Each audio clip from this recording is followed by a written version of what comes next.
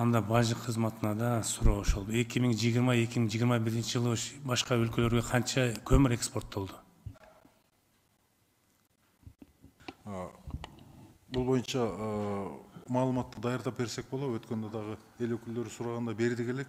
Бул Сиздерде маалымат жок, ушул канча бажы төлөмүн алдыңыздар ушул? Мисалы, маалымат бар. 20 жылы 1 миллион 15 миң тонна көмүр чыгарыпсыздар да, сыртка экспорттолду да. Ошону 2021 жылы 1 миллион 60 миң тонна көмүр сыртка чыккан. Ушу канча бажы төлөм төлөндү да, сиз алдыңыздар ушу. Бажы төлөм жокпу сиздерде кандай? Кандай төлөнбөйт? Бажы төлөмү жок экен. Бажы төлөмү жок экен. Атак бизде маалымат бар, даяр маалымат. Өткөндө эл өкүлдөрү сураганда бердик элек. Кайсы мамлекетке канча маалымат болуш керек экен сиздерден чыккандай. Бажы сиздерден өтөт да. Ооба. Толук маалымат бар бизде. Ушул боюнча бир маалымат берип койгочу анда.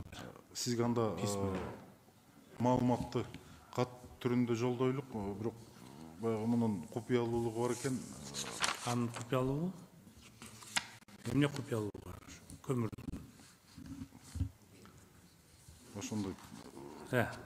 ДСП менен эметилет экен ошо бир. Ошону айтып атам. Кандай купуя? Кат эмне секрет ушундай эле көмүр сыртка чыгып аткан көмүр. Экспорт. Общий жалпы көлөм тууралуу бере алабыз. Анан жанагы ар бир фирма кайсы мамлекетке канча алып чыгып кеткени боюнча. Сыр жок эле, аны азыр сурасаңыз каждый экинчи билет аны. Канча көмүр чыгып атат, канча төлөп атат.